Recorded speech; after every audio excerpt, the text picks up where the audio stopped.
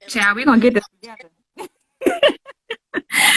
I'm like, what in the world? Sorry about that, y'all. yeah, I'm so sorry. I got the janky Wi-Fi. I don't know what's It's going on. Sometimes it's mine, but today I guess Instagram is not really messing with us. They kicking us out and all that stuff. But yeah, we yeah. here anyway. We here. I'm so sorry. Thank you guys for coming back. Hi, Cupcake Geisha. I saw your comments before. Thank you. And that's it's thank you. No, that's my Instagram boo. She really is. She been supporting me forever, and like we've never met, but it's funny how you meet people online or people find you, and Yes. they're so supportive. Um, Almost in a way that's unreal. Like it really is amazing. But I kind of forgot a little bit of what we were talking about before my Wi-Fi got extra janky. I did too because my memory is 2 seconds long, but that's okay because I'm gonna go on what you were just saying. And I want to say, um, what something I loved about us being in quarantine, and there's a lot of bad that came from it, but a lot of good came from it too.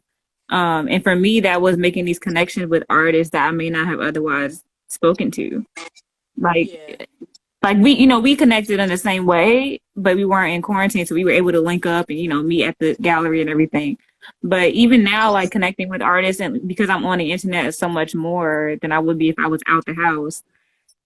Talking to people who are in other states and sometimes even other countries, and they're saying, "Oh my God, I would love to come to New York, New Jersey to see your work one day," and vice versa is a yeah, connection I don't think I would have had if we didn't have this time to sit down. Like to just say, you know yeah. what, I'm gonna make something, I'm gonna put it on the internet and whatever comes from it.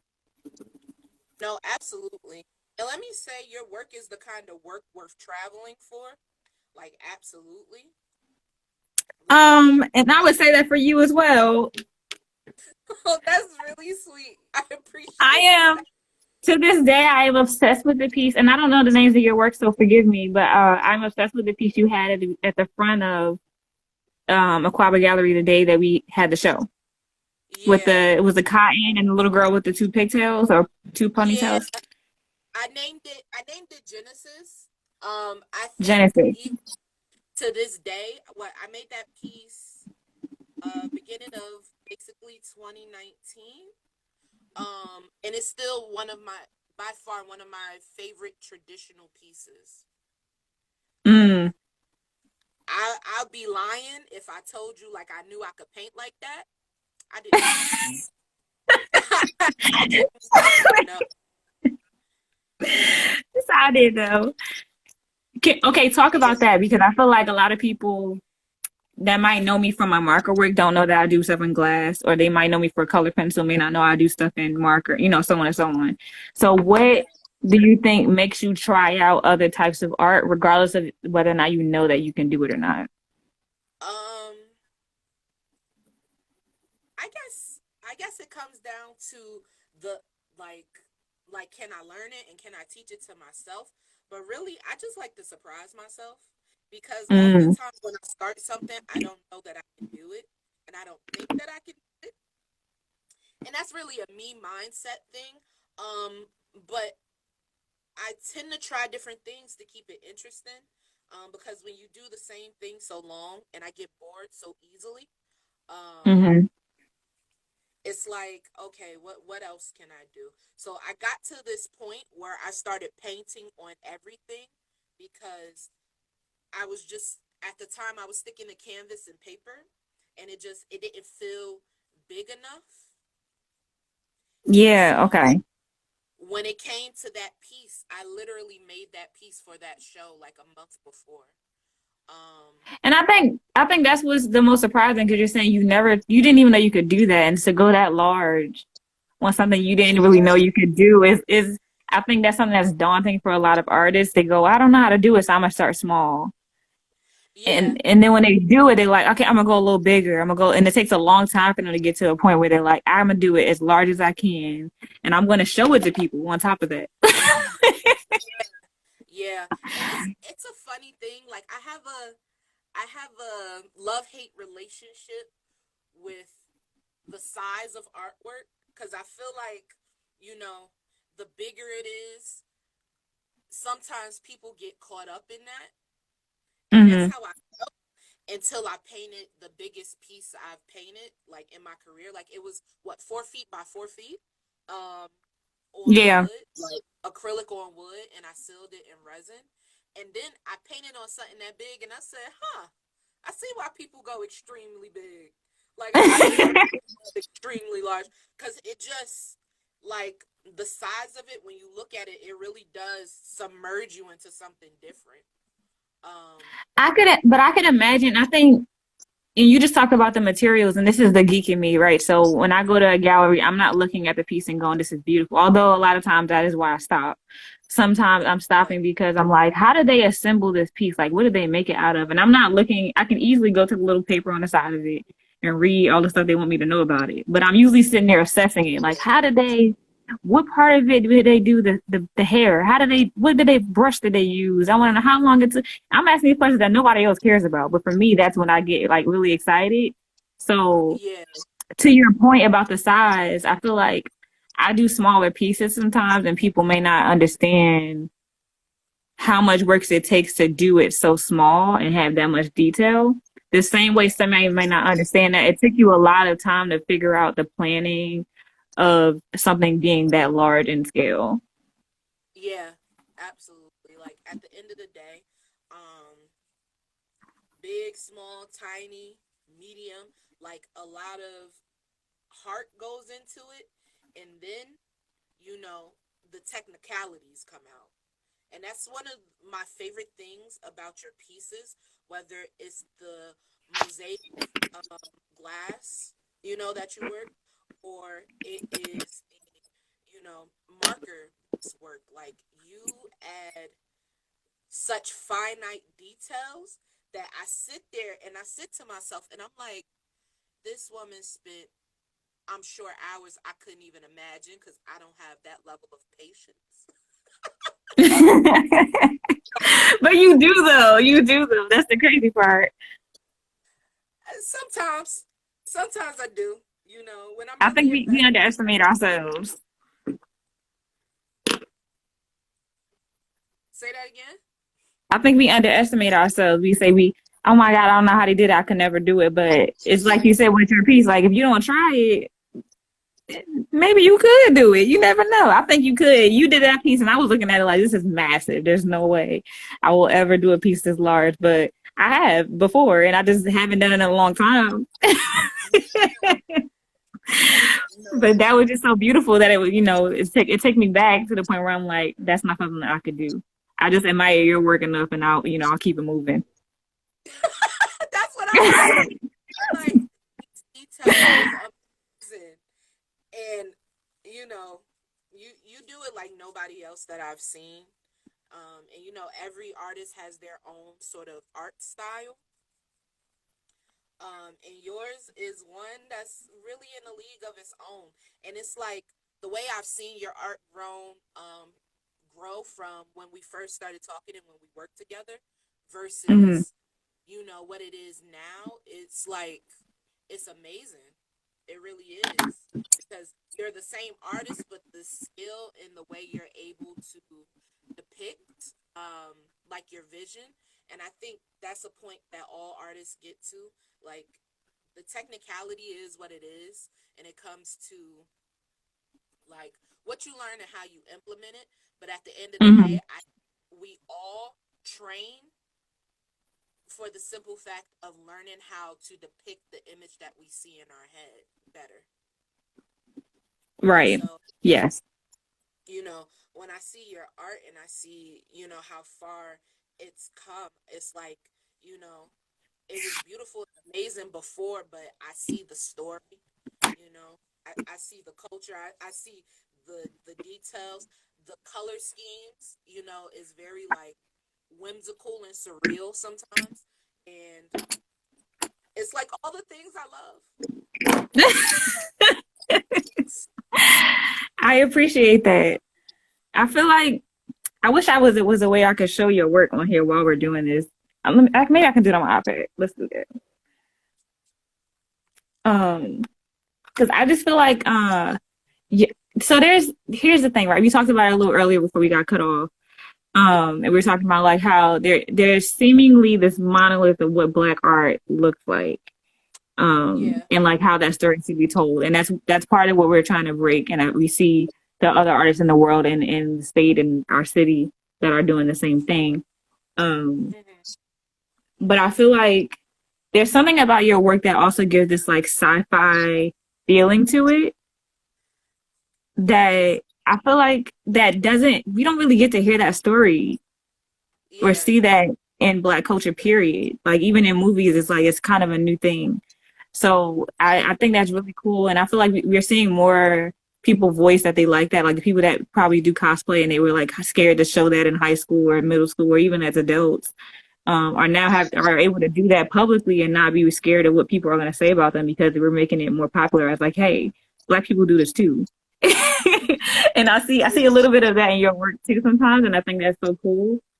I'm just pulling up your website right now. If everybody's looking like, where'd she go? Yeah.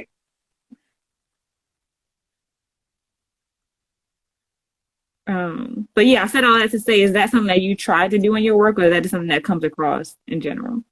Um, a little bit of both. I know that when I first started, I really enjoyed, and I was just telling my brothers this, I really enjoyed like Japanese style art, um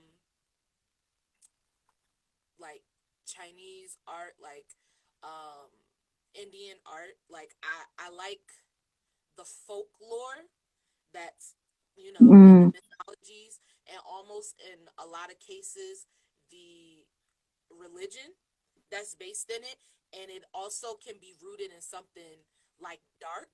And so I talk to my mother mm-hmm. all the time about that, because when I first started, you know she used to say like I paint very dark things, and I'm like, that's how I am. Like at one point I wanted to be a horror artist, Mm-hmm. and I enjoyed like being on that side of thing, because horror is often like, can be sci-fi, it can be surrealistic, um it can be extremely dark, but it's also often a commentary on our fears in society, whether it be with Yep. people, whether it be I with don't know. ourselves. The horror I don't want you genre, to be interrupted in your speech. am I breaking up? Yeah, bring it up a little bit. I'm Okay. showing your work though as you're talking. Okay. Let's see.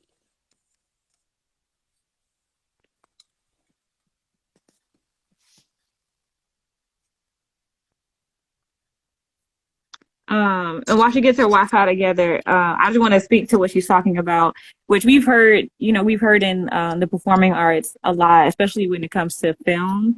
We've heard like while we have certain movies coming out now, we see black people as the main characters, if not the whole cast, and they're Yes. showing these like dark images that you would only see in technically white films prior to, and Yeah. I think that's dope because growing up, I was kind of like you, where we would wait for Saw and all the other movies to come out so we can go see them in the theaters and we talk about them and like how what we would have did if we was in that situation, and how the movie would have ended right away because black people don't do that.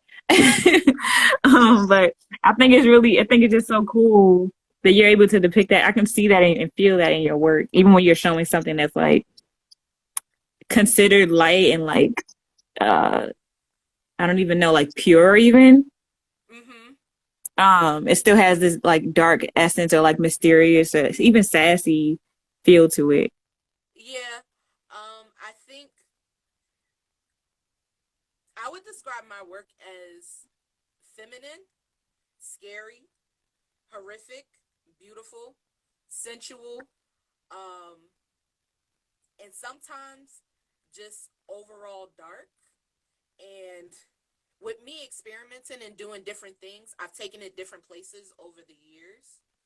Um, but Mm-hmm. yeah, I enjoy being a Black woman creating art that can be considered dark or darker themed, because I think people don't expect us to do it. Yeah.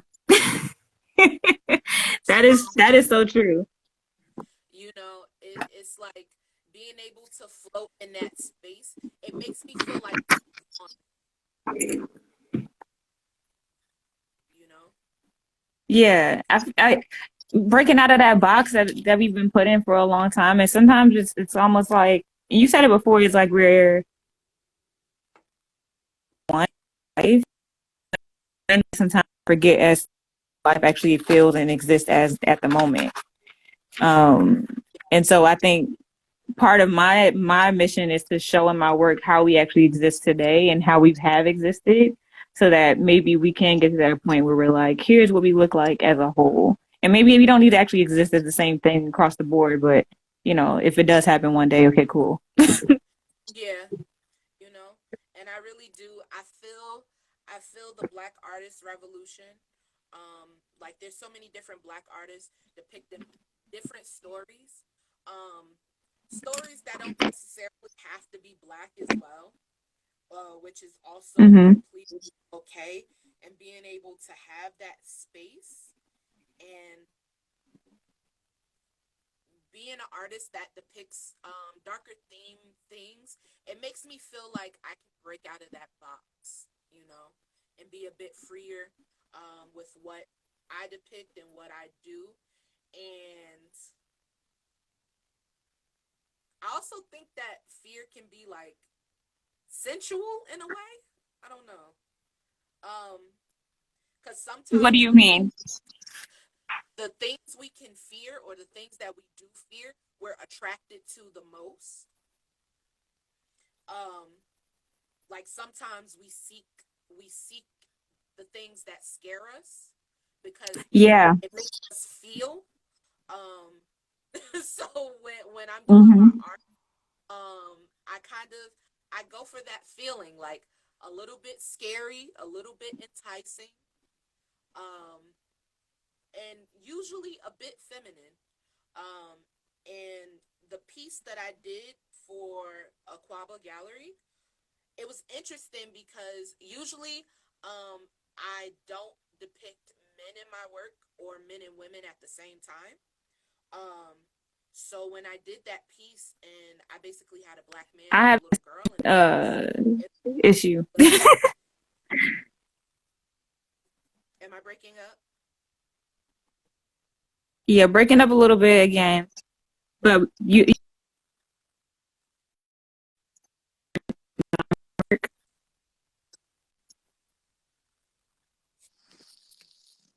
bear with the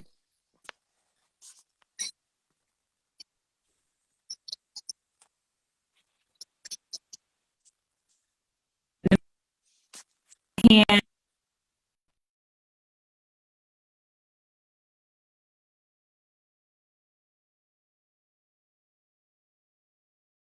coloring away over here.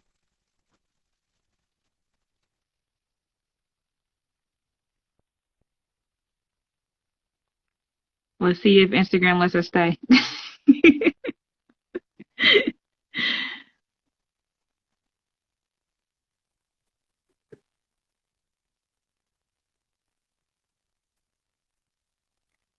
What do y'all think of our pieces so far? If you can just put that in the comments, let us know you're still here. Okay, I think I'm back. Can you hear me? Okay. Yes, I can hear you. Oh, thank God. Okay. I can hear you. We all understand the Wi-Fi. We have to depend on the internet these days, depend on electricity. But it could be worse. We could be like our counterparts in Texas. Unfortunately, a lot of people are out of power and water, and Yeah. um, you know, we have a lot of other things to consider rather than just the Wi-Fi. So, we're grateful. We're still Yeah. here, For the first world problem. right? No, always. And I really do feel for the people in Texas. Like some of those videos that I saw, I'm like, oh my goodness. Yeah, it's so sad. It's so crazy because I'm watching these videos and I'm in school for architecture. I'm not sure if everybody knows, but I'm in school for architecture, and so I'm learning about like what the houses and things need, just casually. But seeing that and I'm like, oh yeah, they don't actually have to think about snow most of the time because that's not something that they get often. Or, just even like plowing the streets. Like that's not something that they have to worry about most of the time. So now that it's come up and it's come up so drastically all at once and we're getting snow every day and we're still moving around over here because this is what we're used to. It's a whole different experience. Yeah, and they don't normally, get that weather. And I never paid attention to how much their infrastructure is not built for, Hmm. that. And if anything, between this year and last year, it's just shown us just how much like the entire world, as well as this country in particular, is not quite prepared for a lot of things. Um, Yep. so yeah, Across the just board. yeah, absolutely. So again, I really do. I feel for them because we do get a weird winter real late every single year and really, really cold. But I can't imagine the coldest weather you get is 60 degrees and it's blizzarding. Oh no, Yeah. Hmm. no. In the words of that lady that was in that video with the gorilla glue, she said no, no, Yeah. no. No, no. You know what? Speaking on her too. I'm so happy she was able to have hair after ending all that stuff, and a black doctor actually helped her get through that and come out with her scalp still existing. Because I was very worried about her having a Not scalp at the end. I was like, "Hello, is she gonna be able to have hair come out of her head anymore?" yeah, Um, yeah. She ain't want to let that ponytail go. Mm-mm. I can't even blame her. Having hair your whole life, I don't even know what it's like to not have that option anymore. Like at least I know if I cut my hair, it's gonna grow back. But if to have something what's stuck on your head, like I don't. Yeah, yeah, Yeah. yeah. I mean, I just shaved my sides. I think I did it yesterday, and I dyed it pink. Cause as I tell my mother all the time, I got too much hair. All she had to tell me is that she wanted some. I could have gave you some, sis. I could have sent some to you. I could have But sent some. it looks good. I wanted like I'm so scared to color my hair because I did have a color phase where I did red, orange, pink accidentally, but I ended up liking it. Uh huh. And then I went, blonde because you're trying to get rid of the color, and then all the brassiness of that, like every shade. Yeah. Um, Yeah. I've Yeah. done purple. I think that's where I stopped. And then the rest of them were like temporary colors. But I did a lot of color damaging my hair. And so the fact that my hair grew back naturally and it's, healthy and everything again, I'm kind of like, if I do color, it's going to be a weave of some sort or, the temporary thing that I could wash out. Yeah. I'm not mad But at that. I always admire people that like how you went full and I'm shaving the sides, I'm going to do the color. I always admire it because it's like you went for it and it looks good. Oh, thank you. Yeah. Yeah. I I shaved my head like what back in 2019. Then I grew it out. I literally had a full fro about a month ago, and I just looked in the mirror and I was like, "This too much. This too much. Like, it's really truly overrated. Like it's and I wanted to meet me in the middle because I'm like, if I go completely short and I wake up and I got an attitude, but I also don't have my hair, Mm-hmm. I'll be a little mad. So I only did the sides, but I'm happy. I'm happy. That's what Um, matters. If you're yeah, happy with it, it was your decision. It wasn't, something that was forced upon you. yeah.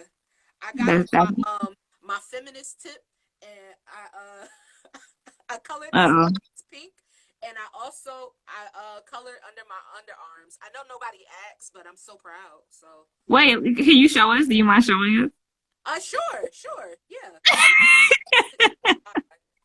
You know, while the Wi-Fi good, let me go ahead. I'm sorry for whoever doesn't want to see this. Warning, I will be. I'm just being nosy at this point. I just want to see. I'm giving the people a disclaimer. If the body hair bothers you, here's your chance. But yeah, she So wait, did it burn? Because I'm always like, how do they do this without irritation? no, it didn't burn. It didn't. I made sure like I didn't go outside like the hair area, Hmm. because you're really not supposed to get bleach on your skin. Yeah. Um, but you know, it takes a lot to get a chemical burn. Okay. Luckily this time around, it was completely fine. I did my sides and I bleached it, and I was worried because my scalp was a little itchy before I cut it. And you know, I don't know if you ever got perms, but you know, Yeah. Don't scratch. Don't scratch.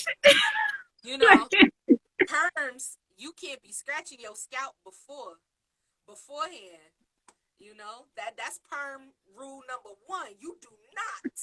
Do not scratch yourself. Second rule: do not wet your hair. Okay, that's it. Like, you just asking for trouble.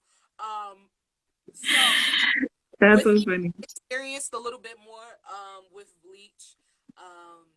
Luckily, you know, everything turned out right. You know, the underarm hair is looking real beautiful. It's sitting real pink right now. I'm always like when I see people do stuff like that, I'm like, yo, it's so cool, and I cannot because one thing about me is I will sweat. Yeah, So growing hair and leaving it there is not something that I actually care to do. Just for uh, smell reasons alone. yeah. But everybody can't do that. Everybody not set up the same. But it looks really good. And again, I admire anyone that colors their hair just because y'all went for it. And I'm a coward right now. Like, I've been wanting to do it forever, and it's so weird. It's so odd. I really do believe that, but I'm like, you know, I'm trying to match around here. I feel like our generations are the ones that are challenging the whole. What are you gonna look like when you get older? And it's like, who cares? I'm gonna be old. I've lived a life. Why can't I should have things to show for it? So if you have tattoos and, but that looks really good. Oh, thank you. But if you have tattoos and colorful hair, or you wear a certain outfit and you're a grandmother at the same time, like okay, that's what you made the citizens do. Yeah, honestly, honestly, and you know what you like now. Most people get older, they don't like it then. So you know everything's subject to change. But I think conforming yourself for a later age is just crazy because you wouldn't do it in any other aspect. So why do it with your aesthetic? Right. You know? So do the things now. So later in life, you ain't talking If about, you, I really wish I would have dyed my underarms pink when I had the chance. Like, that's weird. It's weird. Nobody should be having that thought later on. Like, that's, I encourage. I'm going against that, and I'm gonna say I encourage all the grandmas to color their underarms if they want to. you absolutely right. You are absolutely right. I just know me. Like, I got short patience for the extra now. So, Mm, as much as I would love to put energy into being as weird and different as possible for the sake of making me happy, it's the maintenance. It's the yeah, maintenance. And yeah. me, because my patience is short now. So, I don't see it for me when I get older, but I could wind up eating those words. All right, so y'all refer back to this later on and see if you're still pulling up with the shaved sides and the other arms that are colored. Mm-hmm. That was one thing when I did have shorter hair. I couldn't get around because I was like the whole cutting my hair every week thing. My hair grows really fast was just a problem. Yeah. And you As I tell my best friend, I'm walking around real shabby. Real shabby. It was real questionable just yesterday. The size was looking real busted. We would have never known. Right? Let me see. Would have never known. Comments. I feel like I've been neglecting y'all over here.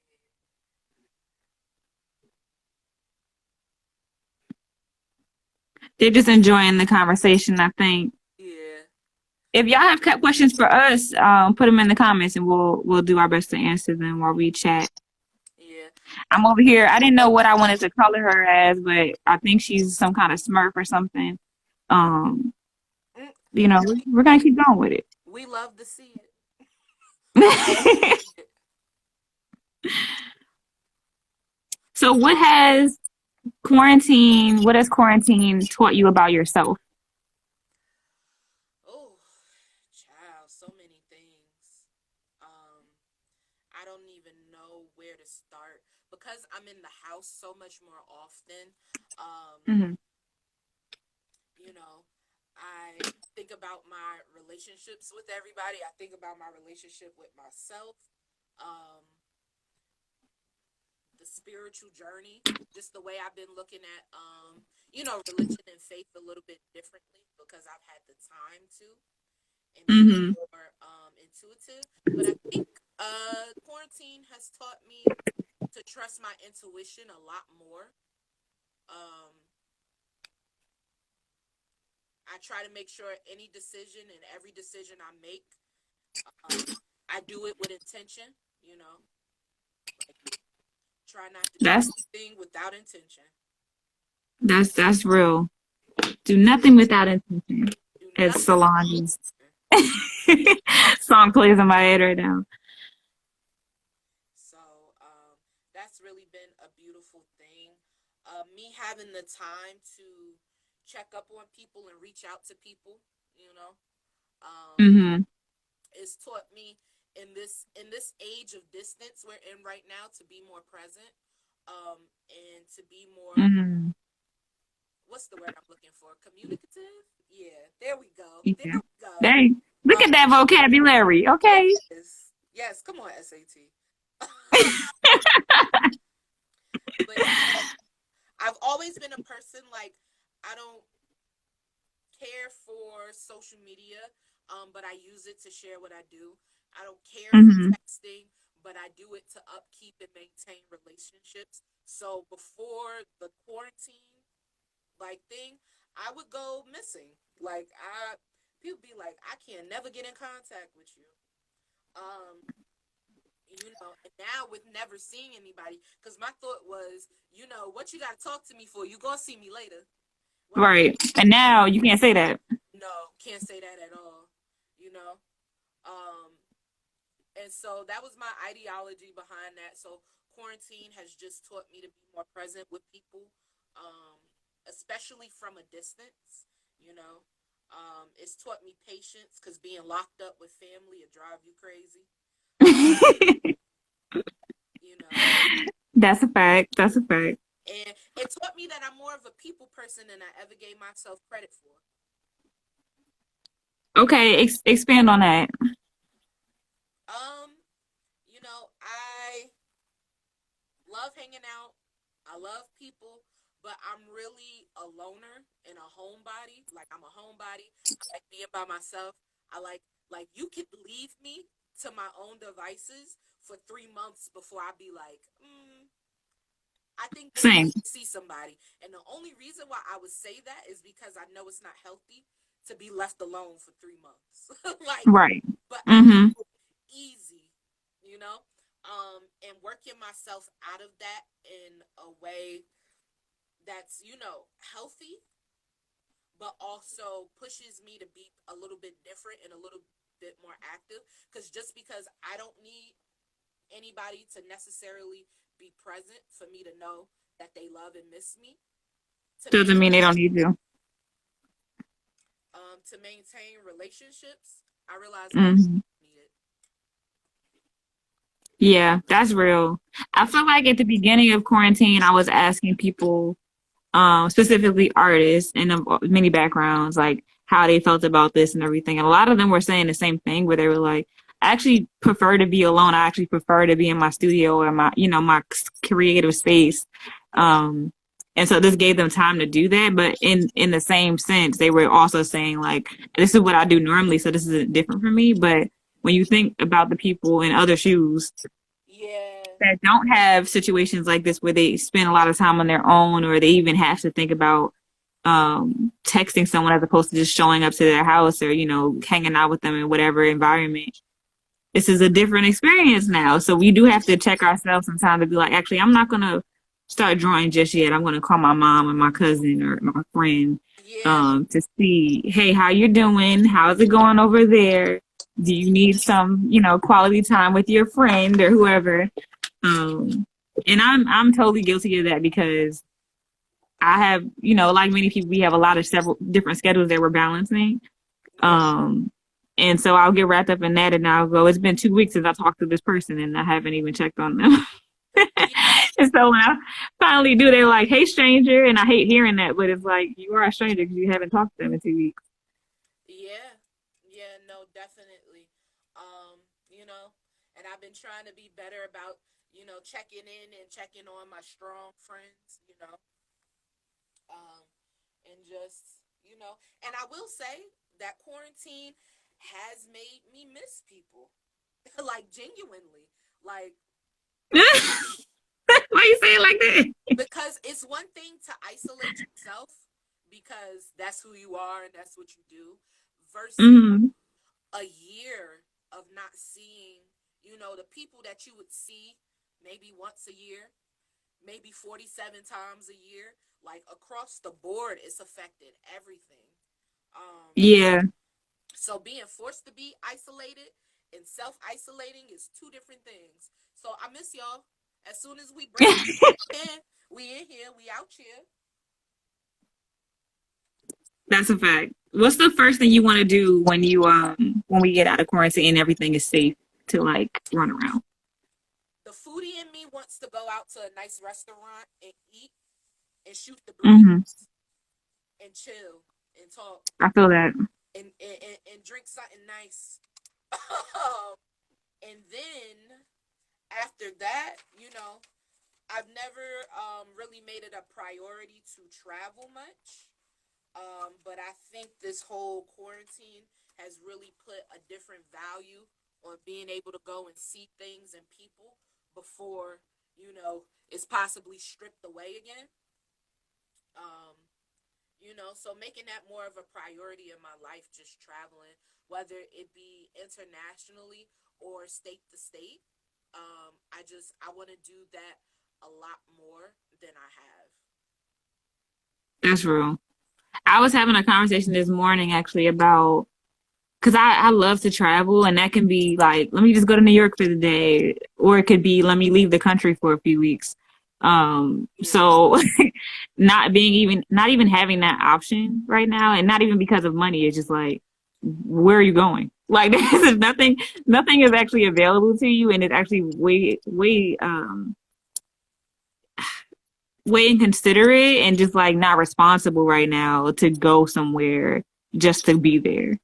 Yeah. So it's that's like probably the one of the big things that's frustrating me, aside from the fact that like even traveling to like a family member's home is a whole thing. Like you got to like put on all the mask and gloves and have the hand sanitizer, and you stand outside the house and you talk from the car, and it's like I want to just be able to go in the living room and chat with my mom. Like I don't want to have to call her ahead of time. Hey, I'm gonna be there. I'm gonna stay for 2 weeks, and then I'll leave, and then I'll plan this next move. It's a whole lot more to think about now because of this, and so I feel the same way. As soon as we get out, I want to be able to just hang out with my friends.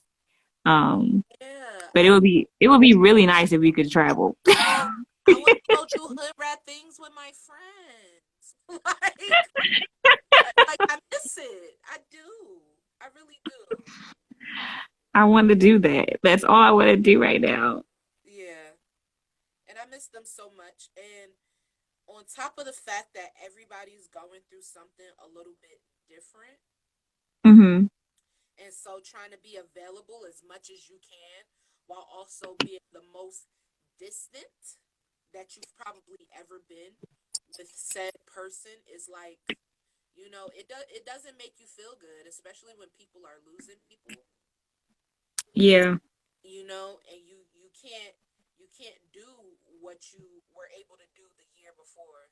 You can't run to their side and support them like the way you really, really want to. And then with everybody dealing with a certain level of grief, it's like all at the The environment's not even going to be as like it was before. It's not going to be, I mean, it might be, but I mean, just, taking a precaution, it's probably not going to be the most joyous place to be if you're going there to help someone grieve and get through something, yeah, as opposed to hanging out like you normally would. yeah. Like even the context is different. So just all of that this year and last. And again, like I said, this year came in with a bang. A lot of friends, they're going through different things. Their families are going through different things. Mm-hmm. Like, trying to learn how to be supportive because a lot of the stuff I've never experienced before. So trying to be available and supportive while in this quarantine has posed an interesting challenge. So, you know, That is very true. We got a question in here from your mom. Um, what are you doing? Who are you doing? Wait, what are you doing? Who are you doing? It reminds me of Dina Joyce. This question is for you. Are you referring to my drawing? what are you doing? If so, it's a reference to a photographer slash model, I guess. Renelle Ice. I love her work. So I took a selfie she had of herself, and I kind of made her like punk rock. She had a haircut, but I gave her some twists and a cup that says "is above me," which I think is a phrase that we all be using recently. Absolutely. Um, yeah, and this is going to be one of the pages that I'm including in my upcoming coloring book that I'll be That's releasing, I want hopefully pretty soon. I want to do a like one of your coloring pages, and I want to do like a little, I don't know, screen recorded clip of me like digitally painting it. Um Yeah, yeah. Download it so you can have it because after the 28th it's gonna be gone. okay. So yeah, I'm gonna go ahead and collect all those pages actually. Yeah, there's three of them, guys. They're free, so you can download them and save them for later. You don't have to draw them or color them right now. But just put on your computer that way you have it already. Yeah. Amir, I didn't know if you were still in here. Yeah, I'm putting a coloring book out in about 2 weeks or so. I didn't come up with the date yet. Um, it's taken a long time to finally get the drawings and everything together. So while it may seem like I haven't done any pieces in a while and I've just been like posting old stuff, I've been working on some stuff over the past couple of months to try to get the new merch together for y'all. Because I heard y'all, heard all of you. You said you want more stickers. You said you wanted stuff to color. You said you wanted more pieces as prints. I heard everything. No, I'm gonna try to get it to you as fast as I can, but that comes with people purchasing things so that I can afford to make more things. What made you decide on a coloring book, like releasing pages, like pre-releasing pages, and then releasing the coloring book? I think honestly because of the way that I work, like I could have done this by hand, but I did it digitally, the drawing. Yeah, Um, and a lot of times when I'm drawing, if someone sees my process, they usually go, "Oh, I wish there was a coloring page so that I can color it myself." And I know for me anyway, that sounded like a task because I was like, "Oh, I just drew this by hand. Now I got to figure out how I'm gonna digitize it so I can print it out." It was a whole thing. Um, so basically, I just convinced myself. I was like, eventually, I'm gonna do this, and I'm gonna give the people that support me something that they actually want, as opposed to just giving them what I have and then saying, "Yeah, buy this." So it was honestly the first part of it was like I want to give the people that support me something that they deserve because they've been around, they've been supporting me, they already told me what they wanted for years now. Um, So that was one part of it. The pre-release was mostly to see if it worked. Mm, um, because I didn't know if I wanted to do it digitally, if I wanted to have a physical copy. yeah. And I just felt like it was necessary to see if it worked first and see the response from it. And some people just downloaded it and told me they downloaded it and they like, I don't have no boost, I don't have nobody to color it with. But then there were some people that are like, I just wanted to have it to say I had it. So I thought that was cool. Absolutely. Yeah. I um, I've learned to do art for creation, do art for production, and then do art for me. And I find that the art that I enjoy the most is like when I'm consuming like different things from other artists, whether it be like curriculum or like your coloring pages. Like sometimes I just sit and I do certain things for fun. So when you release mhm. pages, I'm like, yeah, I can't wait.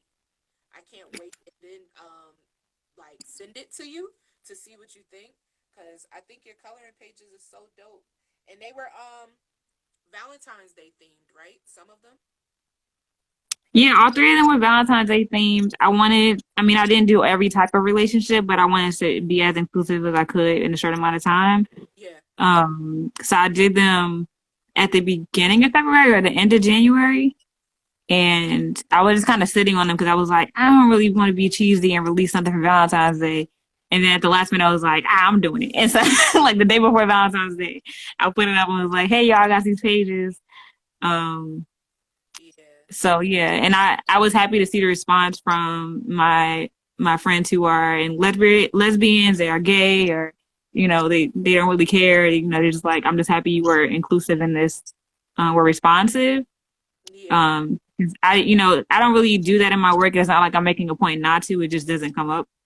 And so I felt like this was a time when I could, and so I took that opportunity to do that. Yeah. Um, And so it's so yeah, I was just happy to see the response. yeah, it's so dope that you did. Because when I went and took a look, I'm like, okay, push through different kinds of relationships. Because most people just think, you know, purely romantic. And I think sometimes like purely heteronormative. So to see you release Hmm. pages that you did and it just touched on different kinds.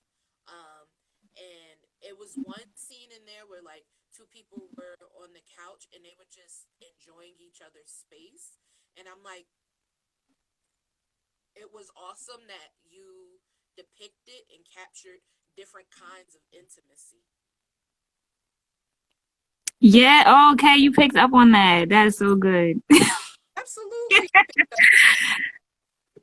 Yeah, because I feel like, and this might just be the me ignoring my emotions. That's the Libra in me. Um,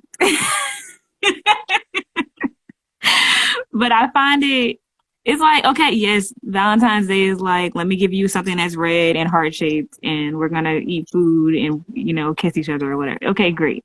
But like, what else? What do y'all do for fun, for real? Because I don't take joy in like watching movies or anything about that.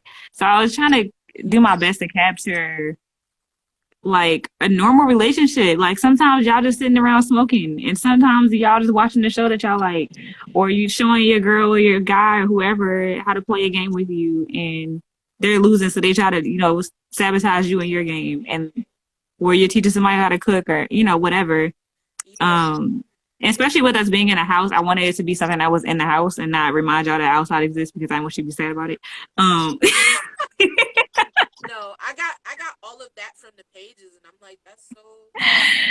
Oh, So yeah, that was my main goal. Is like I want all the settings to be in the house, and I want them to all show something that's not necessarily like mushy as far as how the love goes, and because they could also be versatile in showing it to your friend. Like I've done all three of those with some friends, like cooking with them, dancing with them, playing a game with them. yeah, So if you wanted to send that to your sibling or to your actual partner or your friend, you could do that too.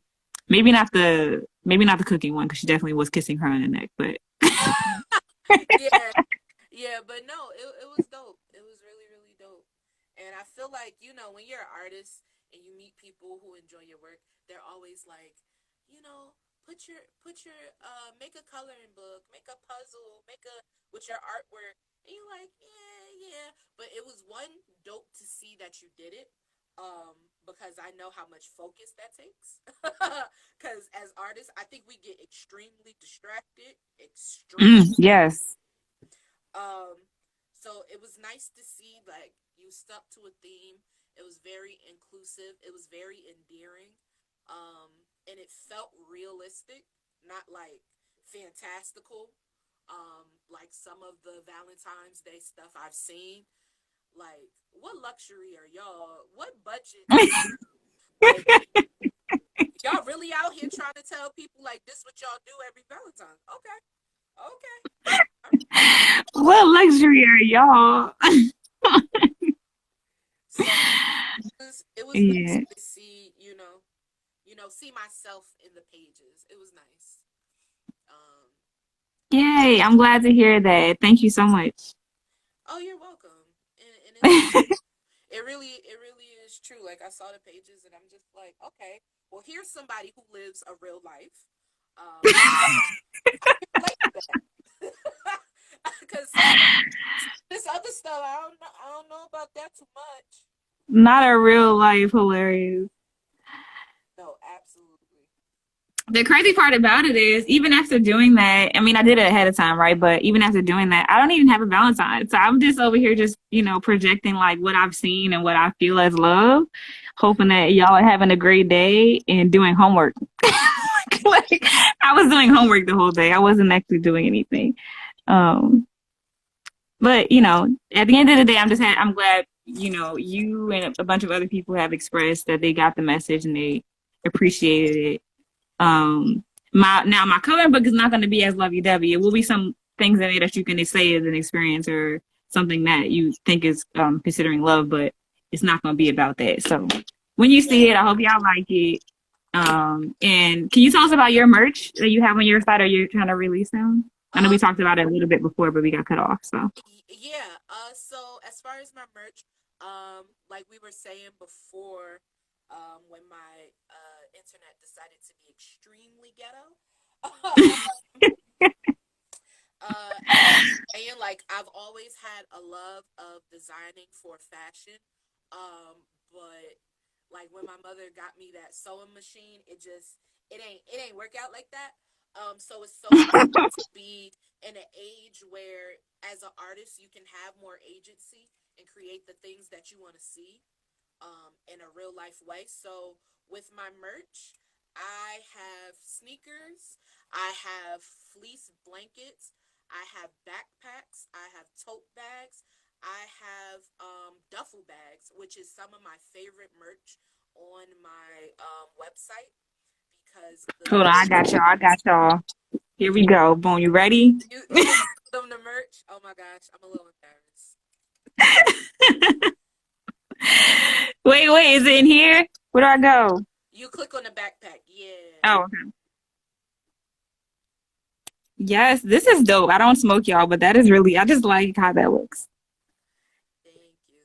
So, you know, putting my art on things in a way that wasn't cheesy was really important to me. So I like, these designs that I have. I really do like them. I think sometimes as artists, we get so happy that we can put our designs on something. So it can just look a little slapped on there at times. Hmm. And so, You know what? I wanted to do a shower curtain, but I was like, I don't know, like what people want to see in their bathroom. But these are cool because it'll be a whole like imagine coming in your bathroom and you see this. yeah, Like imagine, y'all. Just imagine. This could be your bathroom. I'm just saying. yeah. I'm just saying. One of my favorite pieces. I think that was the first painting I ever painted. Um, yeah, so One of the first, and y'all can have it on a shower curtain or I love duffel bags, by the way. me too. Um, Me too.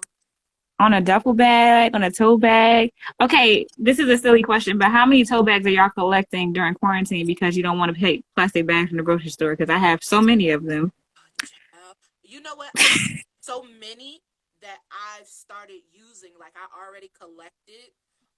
Just getting some of like the eco-friendly reusable bags. Like Mm-hmm. I've been going looking for those.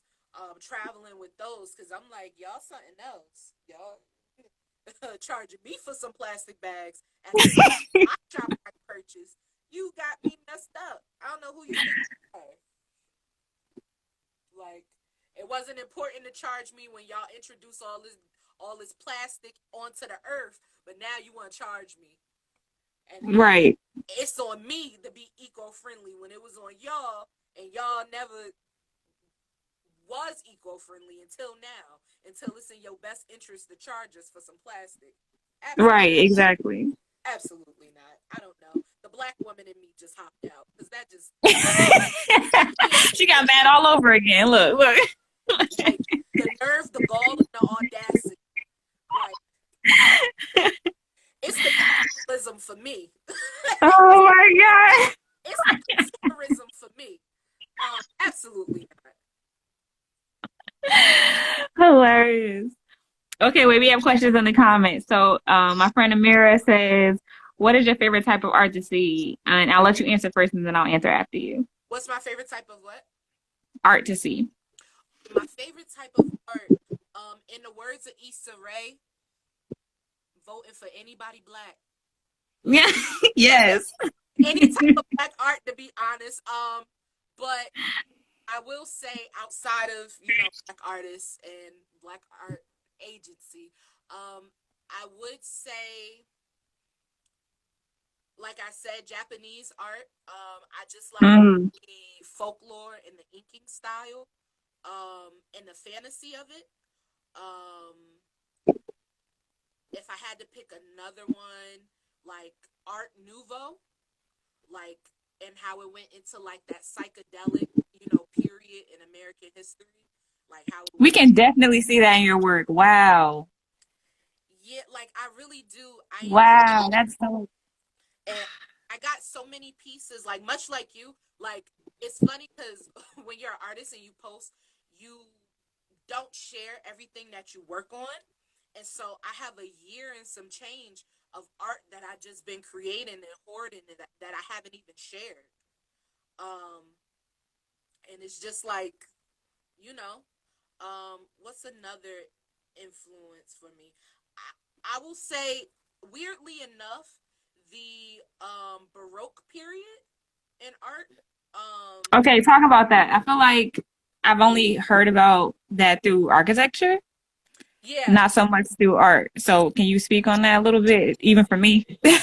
yeah. So interestingly enough, I was a freshman in high school when I learned about it, and I was doing World History One. And so we were talking about the Renaissance period, the European Renaissance period at that, and how Hmm. in that time, like the Baroque period, and what those period pieces looked like, and what the intention was.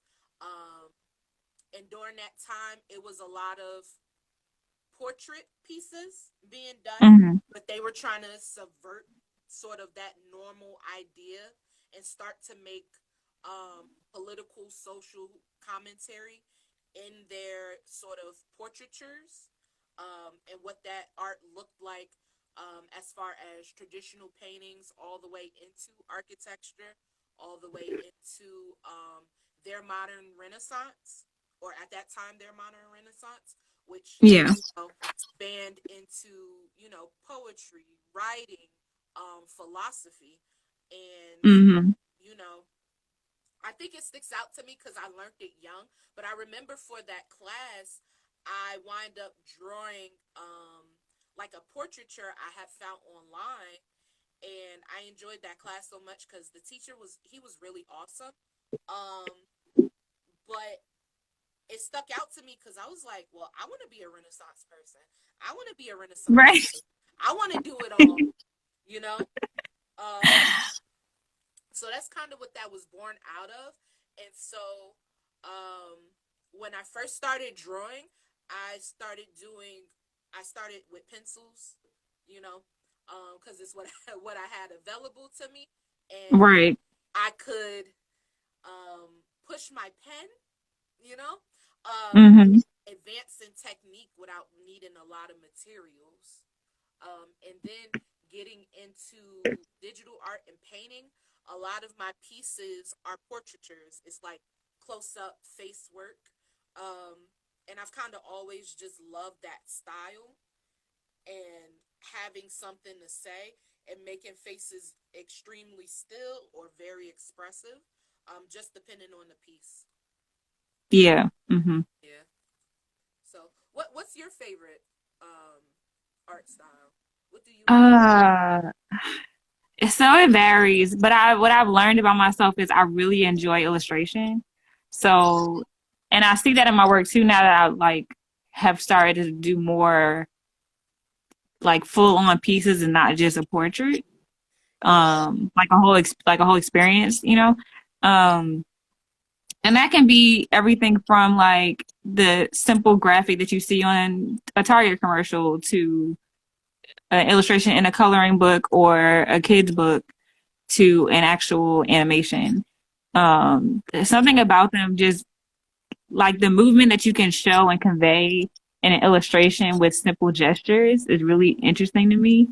Um, and while my work does have a lot of detail, it doesn't always have to have that to get a point across. And I feel like that's something that I've been working toward for a long time because of my fascination with cartoons and illustration and animation and stuff. So I put that as number one. But then after that, I have to talk about glass because I feel like it's not something that people know about. And because of my exposure to it by working at Glass Roots and being a student there before, there just is so many different types of glass. And there's the ones that we see every day. You know, you drink out of a water glass, you look through glasses, you have glass windows, so on and so on. But then there's like you go to Target and you see this vase and you're like, oh my God, I just need this. I don't know why, but I need it. But if you've ever had a chance to work with glass and like seeing it in both its molten state and its cold state and like being able to manipulate that, um, it's just a different experience. And I encourage anyone if you ever have the opportunity to do it. Um, so I'm gonna just put glass as a broad statement for that one. Yeah. There's so many different types, and I like a lot of them. Um, but yeah, I think I'm gonna go with those two as my top two, and then I guess my three would be furniture design. I have a friend Antonio. I'm gonna give you a quick shout out. I send him so much stuff on Instagram, y'all. Every day there's a new couch or pillow or drinking cup or something that I'm sending him. I guess that's industrial design when you think about it. But I'm sending him saying, "Oh my God, look at this! We could have come up with this. We should have thought of this. We could do it." Blah blah blah. And I'm just like, it's so cool to see how something as simple as a chair that we use every day can be conformed into this new design and Yeah. like packaged in a different way, and it now becomes a piece of art in your home. Or is like ergonomically better, and now you sit in this chair and you're comfortable for years to come, as opposed to that hard 90-degree angle chair that's in your dining room right now. It's like someone sat there and thought about that. Like myself too. I'm sitting on a very hard chair right now. But but somebody sat there and thought about it and they were like, not only is this chair gonna function, but it's gonna look nice and it's gonna work well for people for years to come. Yeah. So I think those three are my top favorite types of art. And when you find a way to combine all of them, I'm in. You got me. You got me sold. No, absolutely. And that's awesome. And let me just say, I remember when you first told me you was going to school for architecture. I think I asked you like a billion questions. Um, One, because I don't meet a lot of black women in architecture, like taking classes and planning to go into the field. But Mm-hmm. between that and your glass roots, like work, I was like, this is crazy. Like the quadruple threat that you have now. Like, I'm like, and you do it because you love it, and you do it because you're genuinely interested. And I can only imagine, like, you having your love of illustration and animation, and because I have the same love as well. So Mm-hmm. you say that, like, I definitely feel you on You that. know where I'm coming from. Yeah. And then, having a love of furniture design. having a love of architecture and the way people, build buildings, and then having your knowledge of, different types of glass and glass art, and, the different things that you can do. And I think about how people don't put beautiful windows in buildings as much anymore. Um, Mm, like I've stained glass and stuff. Yeah, I've noticed. Just I guess us being in a more modern age of architecture, um, and pushing like a new look as far as what we want our future buildings to be and how it stands. Like, of course, we get the pretty, shiny, tall buildings, but I do like when I go inside churches and I still see stained glass. Like, I still sit there in awe, and I'm like, wow, people really did take time, and it's becoming more and more rare to see stained glass work. You know, um, so I almost feel like it's a, and maybe I'm not around it, so my feeling might be more anecdotal because I'm just not seeing it. But I feel like Mm. it's a dying art. Um, and so for you to have that and know how it works in and out is like an amazing thing because it will stay alive through you, and then you'll know how to, implement it if you wanted to. Yeah, I think, and to go back to the beginning of your statement, I feel like I must have had some kind of experience when I was younger because I feel like I just have for some reason all the things I'm interested in are predominantly um being run by men and a lot of times white men. And so I don't know like what I'm trying to do. Like I didn't go like I'm gonna be the black woman that comes in and I mean eventually that's gonna be what it is because everything I'm interested in is that. Um so I don't know how that happened. I don't know how we got here, but we here now. Um and that happened with architecture, that happened with glass, but it honestly is because of my exposure, and I know a lot of people don't have that same story to tell, but I'm grateful. Um, and if any of you are in Newark and you've never heard of Glass Roots, because I'm talking about this place, you're like, what is she saying? It is in Newark. They are closed to the public at the moment, but we do have classes and things that we offer to do online. This was not meant to be a shout out to my job, but it is now. Uh, so, um, Yeah, but right. yeah, it's way more inexpensive than you would expect, especially for the craft that it is. Mm-hmm. And as I said before, if you can, if for some reason you have, some money around to try on a new hobby, or you've always wanted to try it and check it off your bucket list or something, I would definitely recommend you to go to classroots.org and see what you can do to um, take up that as a experience. Yeah, But absolutely. yeah, I feel this. I feel similar about stained glass windows, but I also know how toxic it is for the people that work with it. Mm, And across the board with glass, it's pretty toxic, but something about the lead compiled with the cold glass that you're heating up essentially on the ends. yeah. Like I know it's like it's just not good for them. So if the one thing about it though is if it's in a building, all you have to do is keep it up. So Yeah. if they have it on a church or something like that, and they can just keep every few years make sure the maintenance of it is okay. And they can keep that forever, provided the glass or something doesn't break.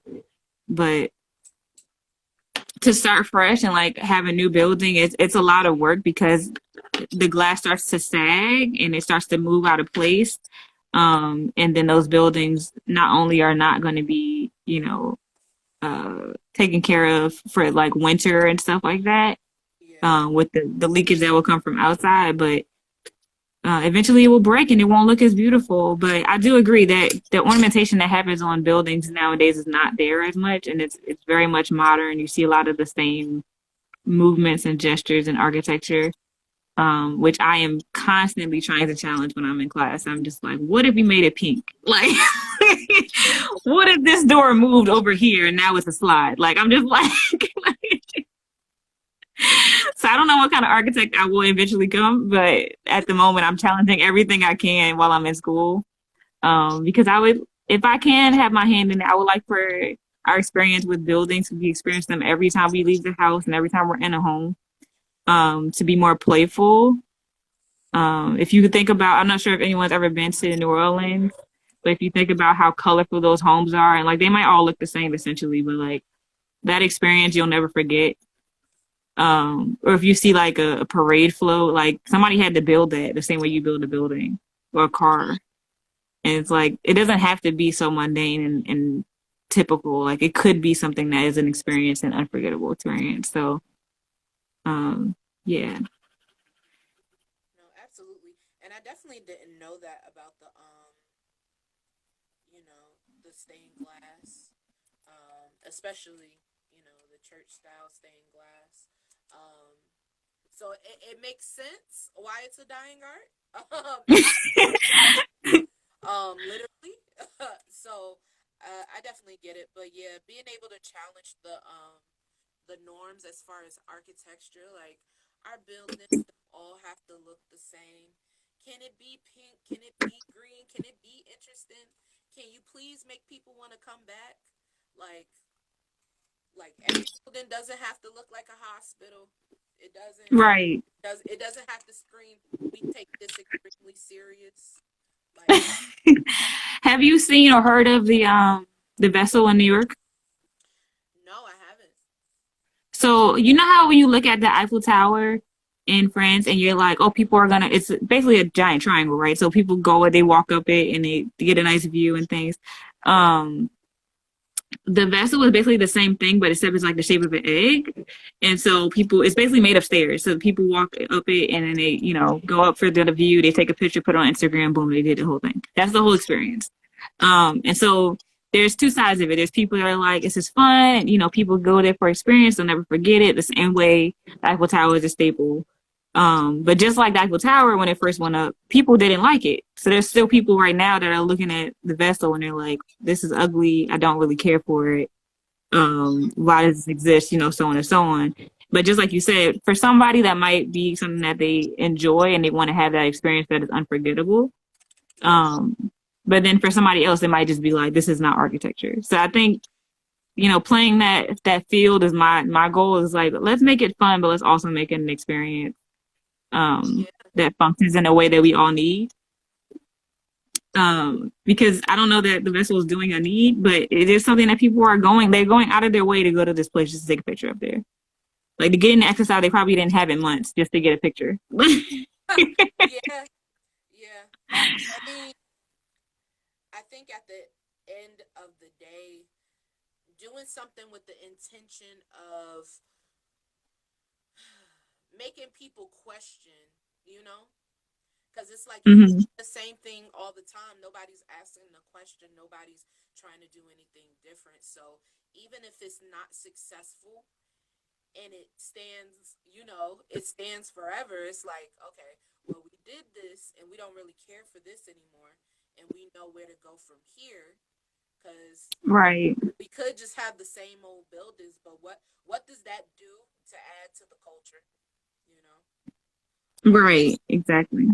you know, and at the end of the day, people want to see and experience, things that you can't really experience somewhere else, and you can only do that by making things individual and making it intentional, like building things with the intent of saying this is the only building of its kind.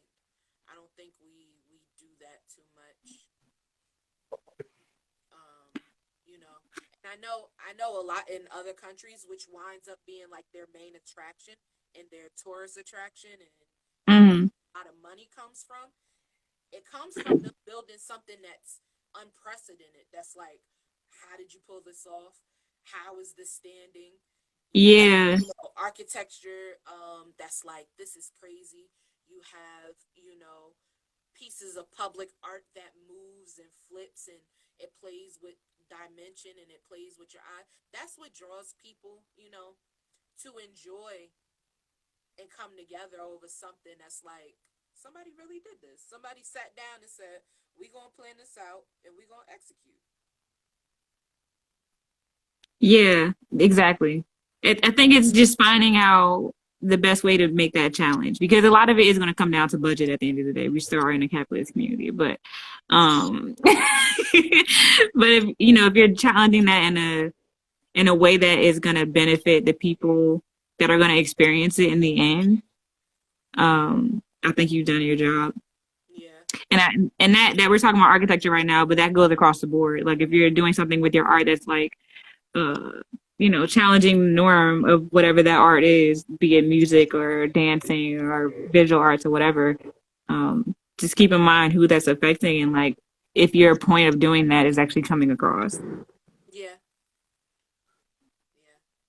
And like I said before, I think at the end of the day, all artists, like the pinnacle of being able to say you mastered what it is that you're doing is being able to convey the message as accurately as you saw it in your head Mm-hmm. in real life, like in 3 and 4D. Um, so yeah, I think my mama said she would like to have a build. So I know she enjoys architecture and buildings as well. Um, so it's like, what's not to love? Like, just the first of all, like I said earlier, people go crazy over the sheer size of stuff sometimes, Right. and with good reason, because to bring something of a large scale to fruition, it takes a different kind of planning. It does. The bigger, Yeah. the more it's not just you, you know. In Yeah. Mm-hmm. in terms of like building and architecture, like that's a collaborative effort, which is what makes it so beautiful. Like it goes from the architects to the contractors to the builders. Um, then I'm sure you know the different companies that you know get reached out to for the brick, the walls, the windows, the doors. Uh, you know the bolts. Like it's a the time you assemble it, it really is an avenger of a building. Yes. Do you want to come lecture one of my classes, because you are talking like my professor? That's so funny. Really? It's yeah, and I think that's the thing. A lot of times when I tell people, this is no shade to anyone. If I tell someone like I'm studying architecture, they go, "You gonna make me a house?" And I'm like, one, I don't make that. I just design it. I don't even put my hands on the brick. I don't touch it at all. But but it's not just up to me. There's a whole team involved from start to finish. When you sit down and say, "There's a person that has money and they want to pay me to do this thing," I'm Yeah. talking to a team. And that even happens with us in class. Like, yes, your project comes down to you because you're the one being graded, but you have a whole class that you talk to. You have jurors every time you present, and you have to convince them that what you're saying makes sense and that it's going to work. Even though it is a totally, it's just made up place. Like, it doesn't actually exist. You're never going to have this build unless you somehow know somebody. Um, Yeah. but yeah, it's the whole thing is collaborative, and it's never you working by yourself. And the same thing actually is to be said for glass art, specifically if you're glass blowing. You're always working with at least one other person. You're never working by yourself.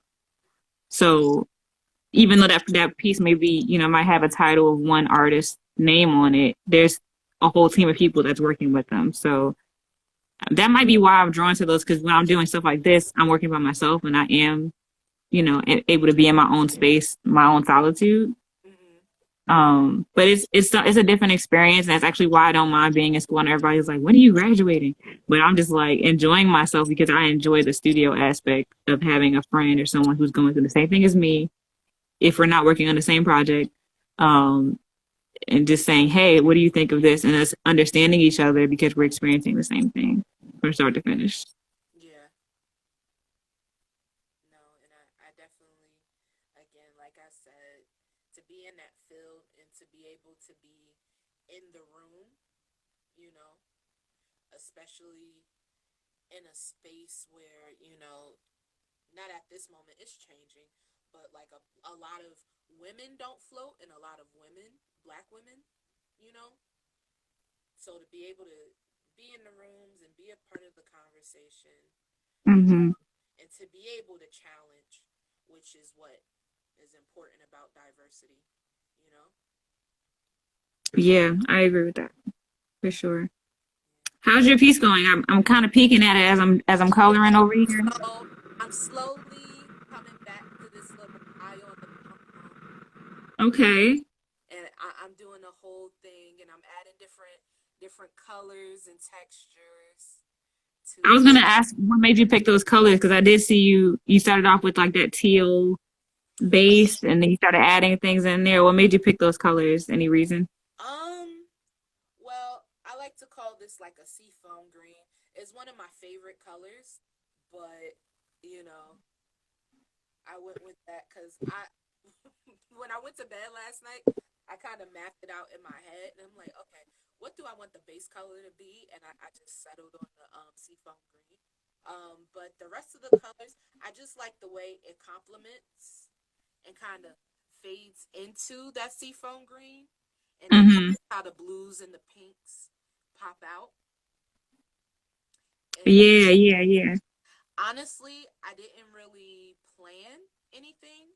Um, I'm a very on the whim artist. I kind of just go with what I feel, and you know that feeling where you create, but you just do whatever until it's done, and then all of a sudden you look and you like, it's finished. Like I you kind of like it. Yeah. um Mm-hmm. I get a I'm a little addicted to like starting off with something with no planning and like getting to a certain point, whether it's in a few hours or a few days, where like, it's finished. And I didn't really think about what I was gonna do. But it actually looks like this or it looks like that.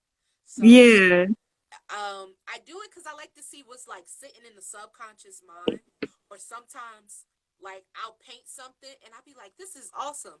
And my friends will be like, oh, this reminds me of a character from a TV show, or oh, this looks like this particular person. And I'll be like, Mm. huh, I didn't think about that.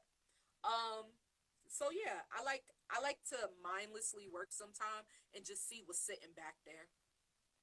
What's sitting in the back of my Well, it's gonna sound really funny, but mine is similar. I just colored this whole thing without any planning, and we have similar colors. yeah. That was not planned at all, you guys. You saw it right here. I was sitting here looking at my color pencils, like, I don't know which one. Which one do I want? And I'm sitting here now trying to think, like, what color should the hair be? Because I'd have made this all these different colors, but I think it's gonna be brown. No, but it's coming out extremely dope too.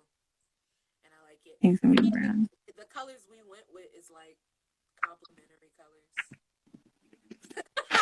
I think most artists, when we work and we get so used to a certain kind of workflow, we just know what we know. It's like we go into it unplanned, but we have a base level for what we know. Right.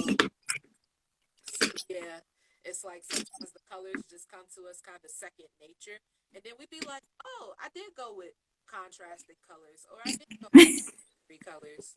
I didn't even care." I didn't even plan for that. It just, once you have the base knowledge, you kind of just do what you do. Yeah, I don't know if I want to do the hand right now. I think I'm just gonna work on the hair. I'm just enjoying coloring something in right now, guys. So just hang out with us. I won't keep you all day either though, so we'll go like 20 more minutes and then we can hop off of here. So if you guys have questions for us, again, put them in the comments or in the little question thing. I forgot that was down there until people started using it. Um, yeah. and of course, if you want to shop either of our shops, go to Psyire shop is in the pinned comment, PsyreTheFuture.com. And then mine is TheJerseySlice.com on my bio. Yeah, we're just chatting about art. Ask us questions if you are artists and you want to know something about what we do versus what you do. Let us know, or if you just want to ask a random question, feel free to do that too. Yeah. How much do you feel your work is a reflection of you? Mm, interestingly enough, I never looked at it as a reflection of me. And then sometimes I do certain pieces, and my friends be like, "This looks like you." I'm like, "You think so?" So I find that that's happening a lot recently. Um,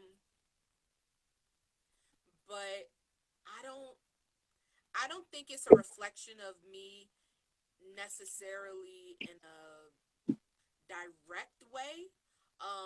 But I will say there's certain pieces, like I have an Empress piece, that piece with the tears and the dragon, um, Hmm.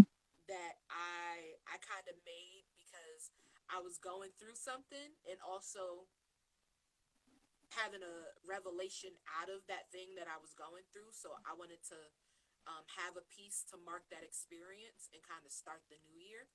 Um, Okay. So in that way, it's reflected of me when I put, a story or an ideology or a thought process into it. But anything other than that, I don't tend to see myself because I try to go for more fantasy, whimsical, fantastical kind of art. Um, Hmm.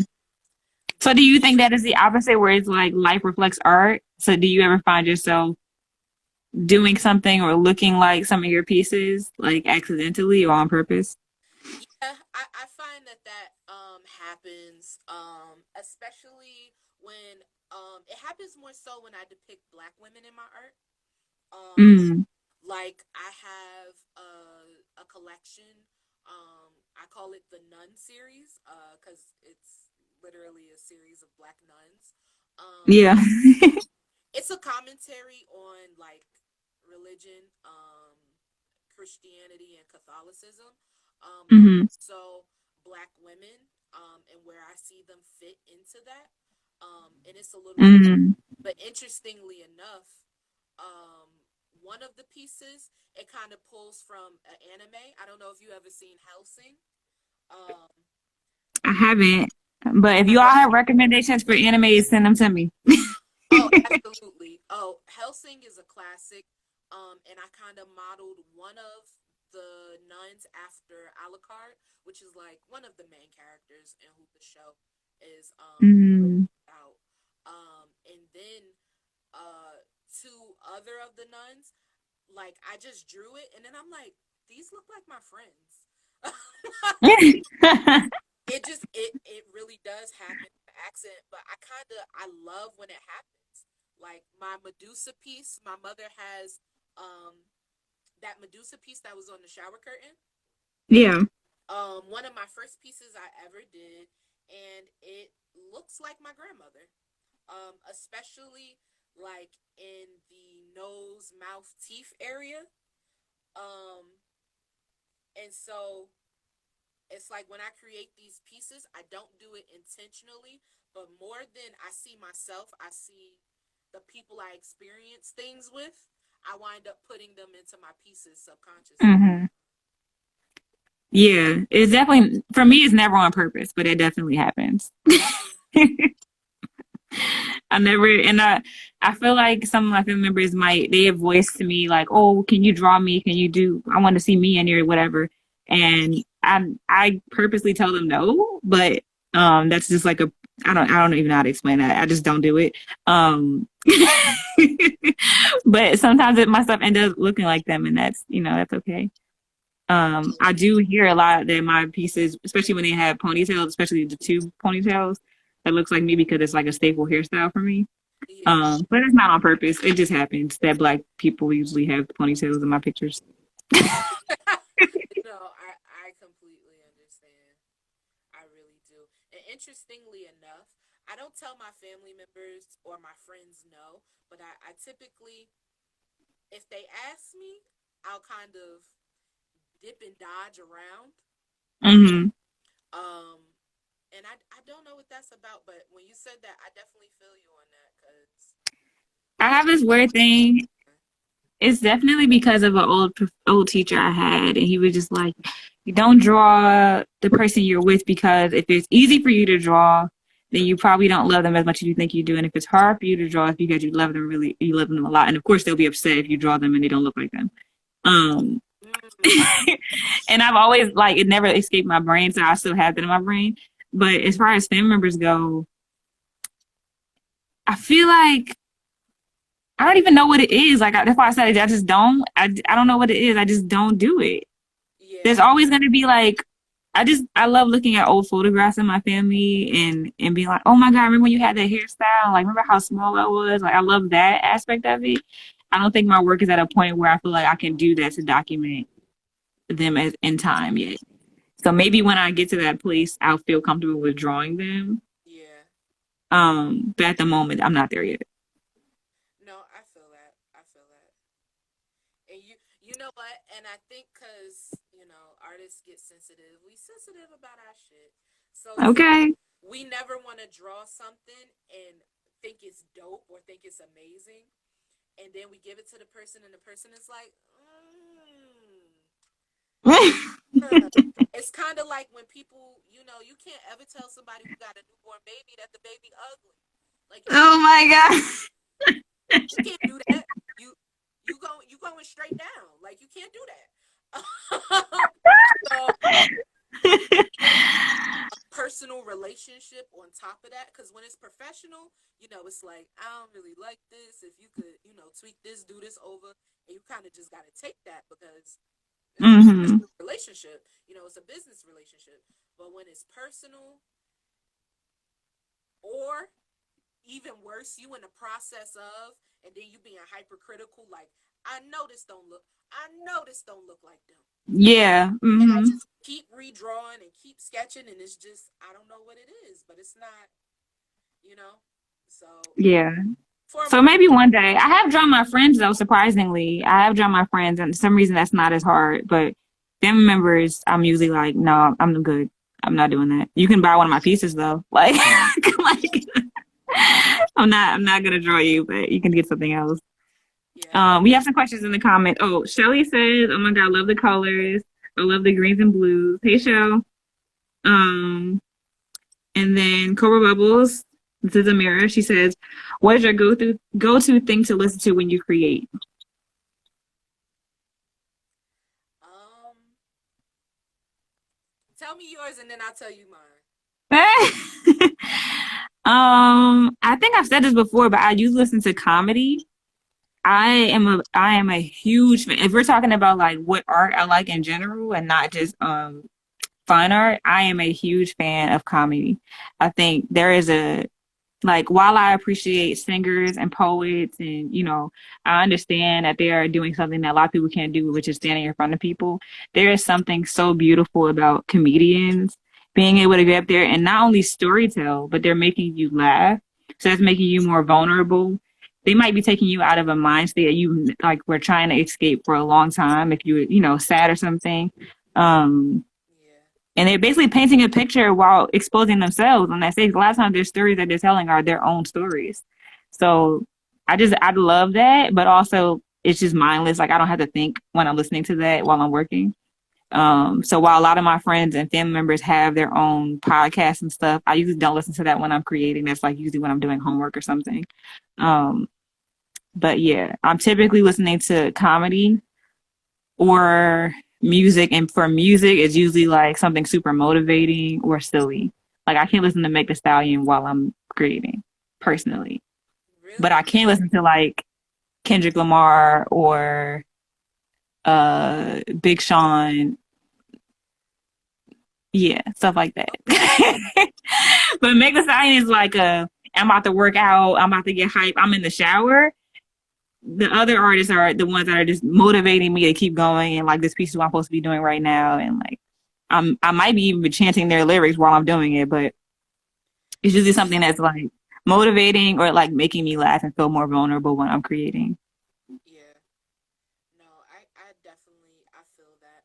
Honestly, it's all over the place, to be honest. I tend to curate what I'm listening to according to the energy of the piece. So Mm. if I'm doing horror art, I listen to a lot of rock music. Um, if I'm doing something that's like supposed to be dripped and swaggy, I listen to a lot of hip hop.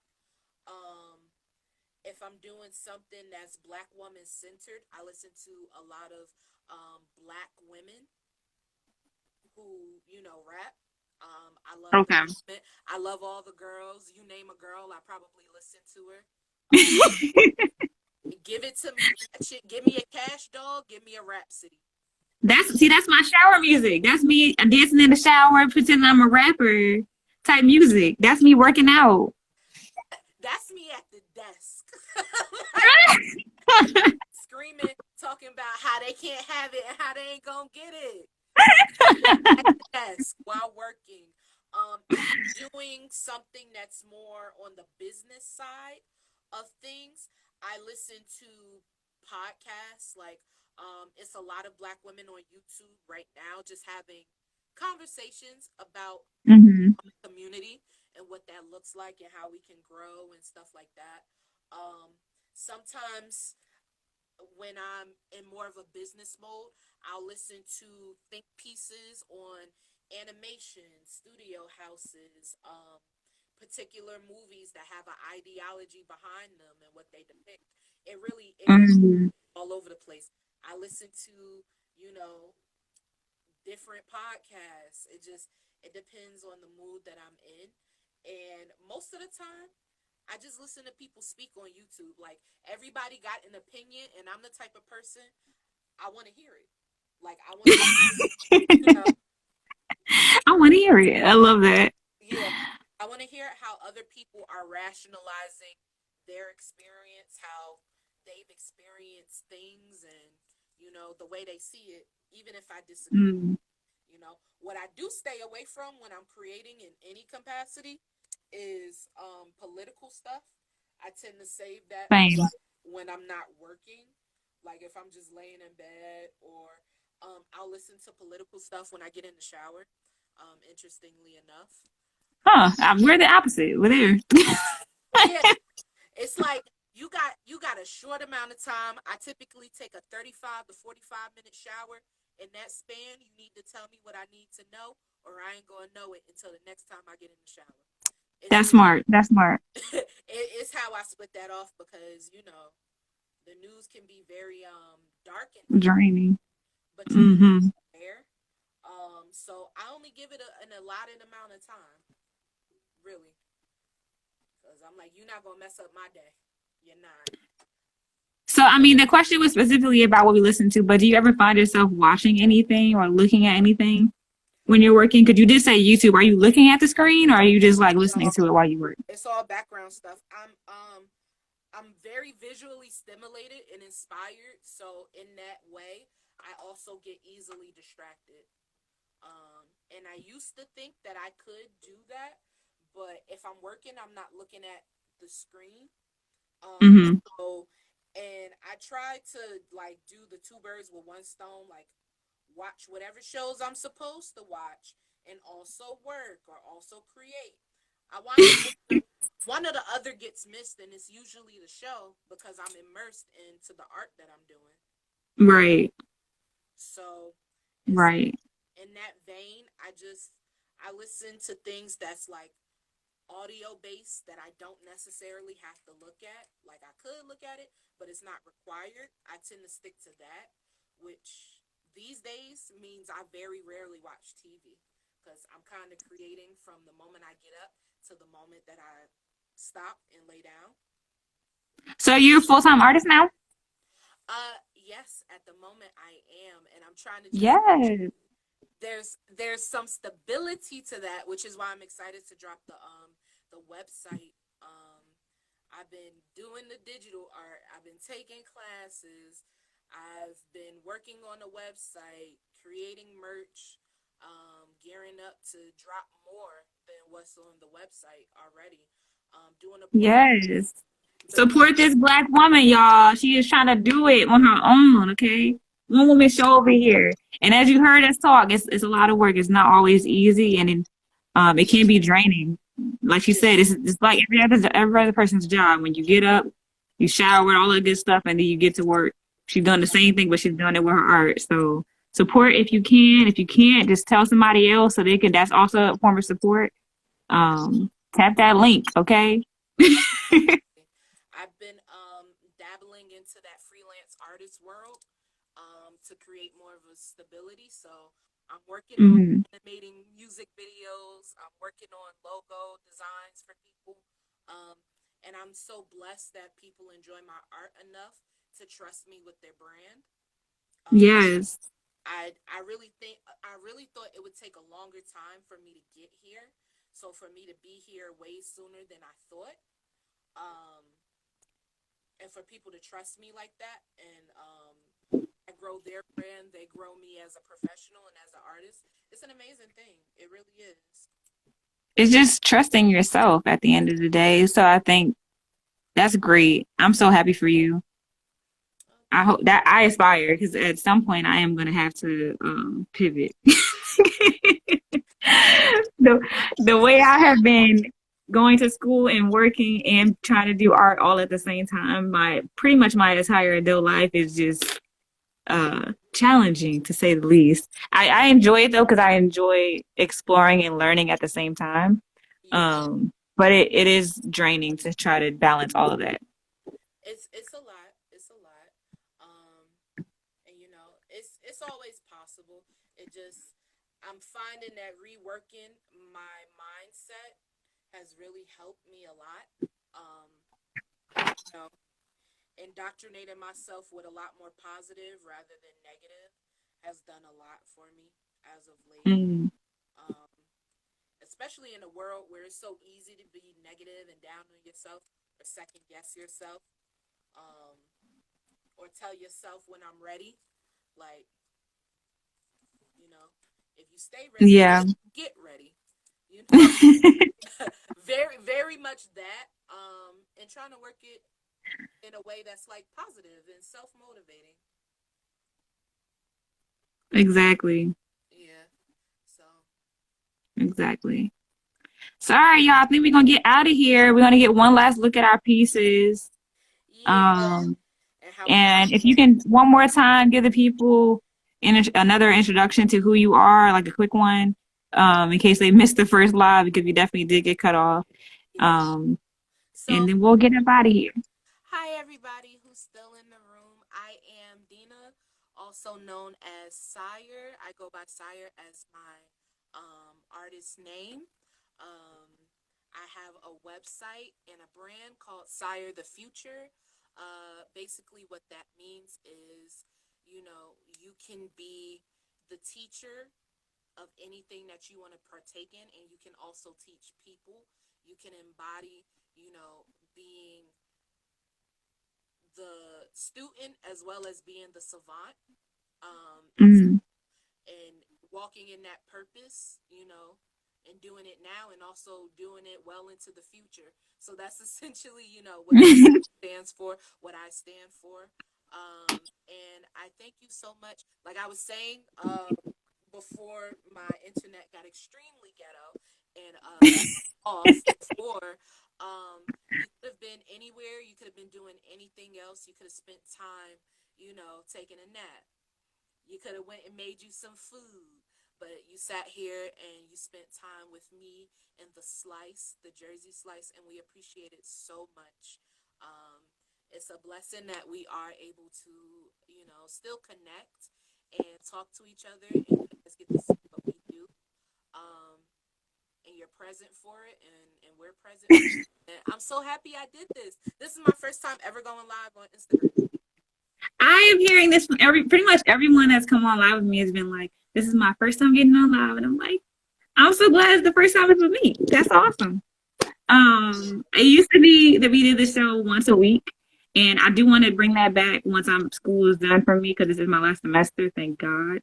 Um, but at the moment, it's going to be once a month. I do have some people lined up for the next few months. I think I need one more person for May. And if somebody drops out, I'll reach out to some other people. But in the meantime, in between time, this is going to be it for February, and I won't see you guys again until whatever day the next person picks in March. So I hope you guys enjoy this. Yeah, And I hope you guys support Psyire. She's amazing. And as you heard through this conversation, she's a real person. So if nothing else, you should connect with her on that. And of course, just keep supporting by sending it out to your friends. Purchase if you can. If you like her work, here's the thing about Instagram, right? If y'all like someone's work, like it, like actually press the like button, comment in the comment section, post it in your stories. And also there's this new thing where they have you save it and that makes the algorithm go, yes, this person's good. So save it in something. I don't know. Save the little bookmark thingy and it'll come up on more people's pages. Because we want to have people like us who are trying to change the narrative for Black people and Black art get pushed even more. So if you help us by doing those things, that'll be great. Are you gonna post your work, the piece once you're done? Yeah. So, you know, I'm still working on this, building out a full little hand situation. So, but when it is finished, I'm actually gonna try and seal it in resin. I got like a whole container for it. They should sponsor me, but shout out to IKEA. I got like this little glass container Yo, thing. let's channel the sponsors because we need to get sponsored out here. Yeah, yeah, hit us up. I got this little thing for it to go on. So once it's finished, it's gonna have a whole pencil inside the hand. I'm gonna wind up sealing it in the container, Yeah. looking out a whole situation. Love it. So y'all look out for that. We don't know how long it's gonna take for us to finish these pieces because we're artists. And things take time, okay? But mine is a coloring page, as I said Yeah. before, that is gonna be a part of my coloring book to come soon. I'll give y'all the dates on that when I have that figured out. But just be on the lookout because it's not gonna be a lot of them. Limited supply. If y'all buy it, I might put some more. If you don't, that'll be it. That'll be the end of it. But that's it from us. So thank you for joining us. Thank you again for Trump coming on here because you could have easily said, I am terrified of live. I'm not getting on that. Oh, Um, nervous, what the not yesterday, but the day before, and I was telling my best friend, I was like, I think I should move the date. He said, no. Why would you do that? Why would you move the date? What was the reason? what was the reason? So, because I couldn't come up with a good reason, because there was none besides fear, and fear is not a thing. I was like, and it's been so long. Like, I think a lot of people who follow me, they've like never seen my face, they've never heard my voice, besides the Mhm. images I have on, my Instagram. So putting a face to the art, I think, has been long overdue.